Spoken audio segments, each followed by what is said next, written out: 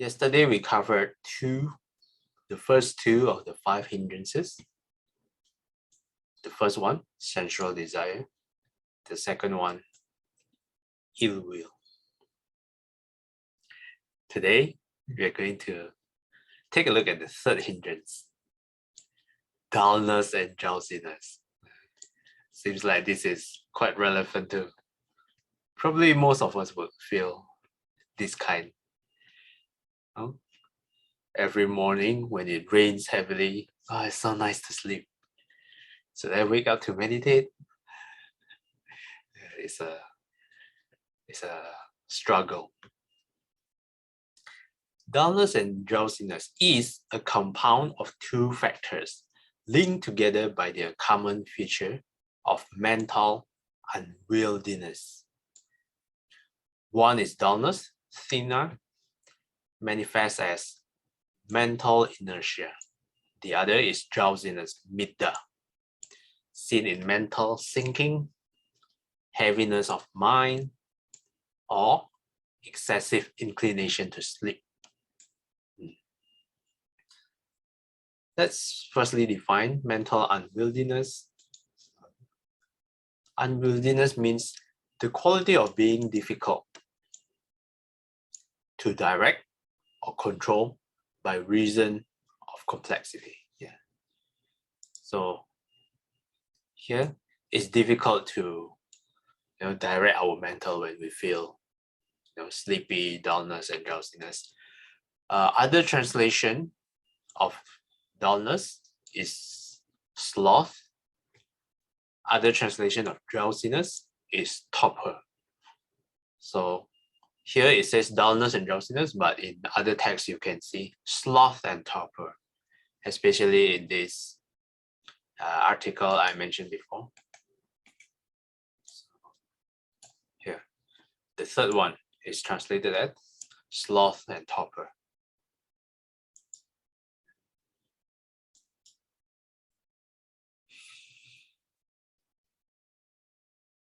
For drowsiness, I feel this the most if I eat excessively. When I eat 3 bowls of rice, then I wonder whether there's a sleeping pill laced in my food. But it was just me overeating. I'm not sure. I mean, this is what we call in the modern science the food coma. I'm not totally sure how it works, but if you really eat too much, you will feel so heavy that you really want to just lay down and sleep. That's how I feel. Any of you feel the same way? Especially when we go to buffet. Have to eat everything and then have to get our money back. Eat as much as possible. Well, at the end. Food coma after lunch. Yeah, food coma after lunch, yes. So at the end of every buffet, I always regret. I always say, oh, this will be the last time I go to buffet. But then the next month I will go again. And then the cycle will repeat. At the end of the buffet, I said, okay, this is the end. This is the last time I will visit this joint. So this is my own personal struggle. Okay, that is a little bit about this. Perhaps we should also say that dullness usually also occur because we are not having a good sleeping habit. That's one. We sometimes, it happens to me as well. Sometimes I play my phone too much and then I play until 1 or 2 a.m. And then I was, oh no, this is already 2 a.m. I was supposed to sleep. Yeah. So as a result, on a daily basis, sometimes I don't have enough hours of sleep. This is when I don't have enough hours of sleep, I would feel really lethargic for the day. I would be really so, having a lot of not being alert and not having the correct mental state to even just do a daily activity. Just a simple thing like doing my work, I will feel really tired, all those stuff. So it's really important, I think, to get enough hours of sleep every day. And if you don't get enough hours of sleep, try to compensate it as soon as possible. Yeah, that is what I think. And also, there's also a thing about sleeping habit. Try not to play your phone until you fall asleep. Yeah. Put your phone aside where it's out of reach of your hand, and then just go to bed, and then try to sleep. One trick that I use to try to fall asleep, if you cannot fall asleep, is, other than setting aside the phone, is make sure I don't move at all. So let's say I'm currently in the sleeping position and there's a scratch on my head, there's an itch on my head. I make a mental note not to move my hand and then scratch the itch. I find out that after not moving for a while, let's say around 15 minutes to 30 minutes, it's much easier to fall asleep. And whenever I move, I will get out of this trance of sleepiness and I would be starting to get alert again. Then it becomes harder to sleep. So that works for me. I'm not sure. What do you guys think? How is your experience? Do you play your phone while sleeping, while in the bed? None of you do. Recently, I watched documentary. And, Never sleep. sorry, do you what? Recently, I watched documentary. Yes. And what is it about? Documentary. Yeah, what is it about? Yeah, then I fell asleep. Oh, okay. Yeah, I mean, it works, but it seems like it's not a good habit to do. And feels like the likes, yeah, the likes that you get before you sleep, it will affect your sleep quality. Yeah, that could be the case. Yeah. How about others? How is your sleeping habit like? Most of you seem to wake up early, so feels like you don't have trouble sleeping. So that's good. That's good. Okay, we will cover the counter to this third hindrance later on in the days to come, in the second factor of right effort. But for now, this is just the introduction. Okay. The next hindrance, restlessness and worry. This factor is a compound of two members linked by their common feature of disquietude. What is disquietude? A state of uneasiness or anxiety. Just now I forget to define inertia as well. Mental inertia. So here, a tendency to do nothing or to remain unchanged. Mental inactivity, inaction, or laziness. And that is for the third factor. The next factor, restlessness and worry, has the feature of uneasiness, disquietude, anxiety. The first one, restlessness, is agitation or excitement, which drives the mind from thought to thought with speed and frenzy. Can you think of some example of agitation or excitement? Probably when I was younger, I was so excited to go to the theme park, USS, the first time. I was like, oh, it must be so fun to go to USS. And if I have this kind of excitement, and if I try to meditate, this thought could obsess my mind.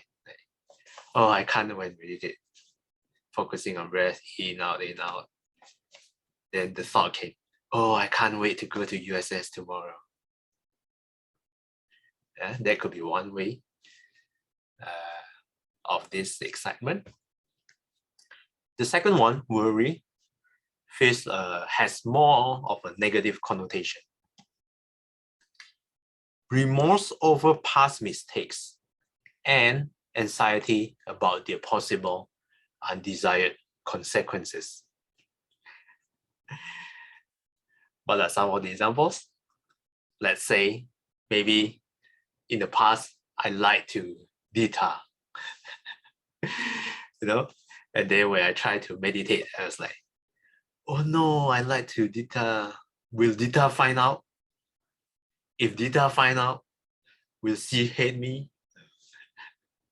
Yeah, so this kind of worry and remorse. Yeah. Simple stuff like lying or probably, there's actually, I'm a little bit ashamed to admit this. Recently, because there is some I buy drinks, but they don't give straw, for environmental reason. But I really want to use a straw to drink it. So I go to Gongcha, which they provide a free straw, and then I just took a straw from there. Just for the convenience of drinking my drink with a straw. Yeah. So, and afterwards I feel regret, and in the meditation, sometimes the thoughts rings up. I shouldn't have taken that straw from Gongcha. But yeah, like this goes online, and tomorrow I won't be here anymore. I will be handcuffed. Yeah, I hope not. So this is how I relate to these 4 hindrances. Any question or comment so far? Any of you would like to share anything? Okay, if not, then we can cover the 5th hindrance. Doubt signifies a chronic indecisiveness and lack of resolution. Not the probing of critical intelligence, an attitude actually encouraged by the Buddha, but a persistent inability to commit oneself to the course of spiritual training due to lingering doubts concerning the Buddha, his doctrine, and his path. The probing of critical intelligence, let's define probing here. Inquiring closely into something, searching, examine, explore. This is actually encouraged by the Buddha. Ehipassiko, come and see. Try out the teachings and experience it for your own. Realize it for yourself. That is encouraged, but doubt is different. Doubt is like having a lot of,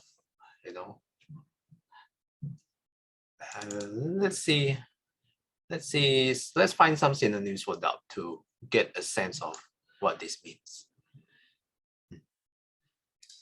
A feeling of uncertainty or lack of conviction, indecision, hesitation, uncertainty. When you have doubt about the teachings, then it will be difficult for you to listen and absorb the teachings. Yeah, that's how I would define it. But I don't think this is a problem for us here, because we diligently wake up every morning and meditate and listen to the teachings. Does any of you have a strong doubt? Tammy nods her head. Okay. Would you like to share? You have what kind of doubt you have?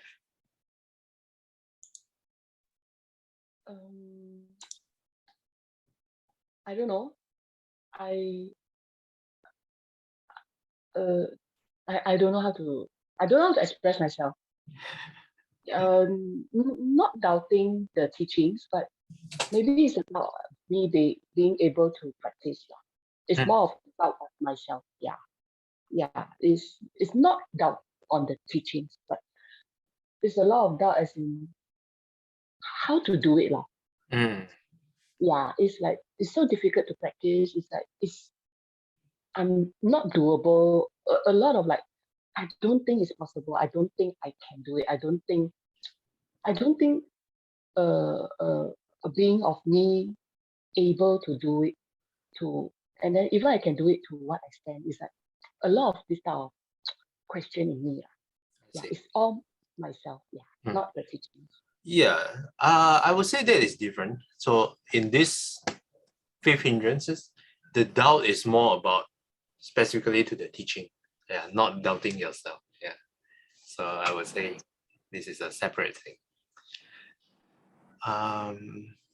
One example, maybe my Ashwami, yes.